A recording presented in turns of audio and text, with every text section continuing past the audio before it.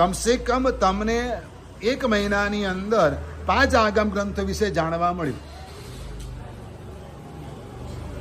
બરાબર છે.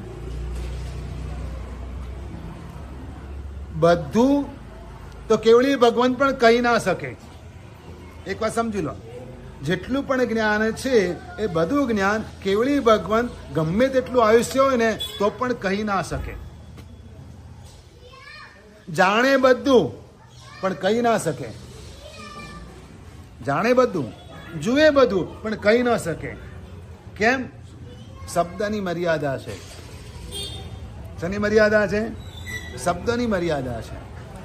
એમ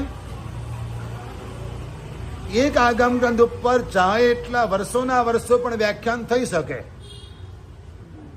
પણ અમારી આચારની મર્યાદા છે, તમારા સમયની મર્યાદા છે.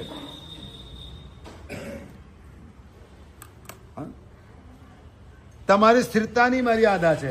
પર્યુષણ પછી પણ આ જ રીતે આવશો ને. રવિવાર સિવાય પણ આ જ રીતે આવો ખરા ને. એક એંગલ તો મતલબ બધું ક્યારે પણ કોઈ ના કહી શકે. ગમે તેટલા જ્ઞાની હોય, ગમે તેટલા વિદ્વાન હોય ને તો પણ સાંભળનારની મર્યાદા હોય, સમયની મર્યાદા હોય, શબ્દોની મર્યાદા હોય, એટલે બધું કહી શકાય નહીં. એટલે કેટલીક વાતો કથાના માધ્યમે સમજવી પડે. શાના માધ્યમે? કથાના માધ્યમે સમજવી પડે. અને કથાઓ એવી એવી અદ્ભુત અને અસરકારક છે કે જે આપણને બહુ જ સ્પર્શી જાય કે ના, ખરેખર મારે આ રીતે વર્તવું જોઈએ.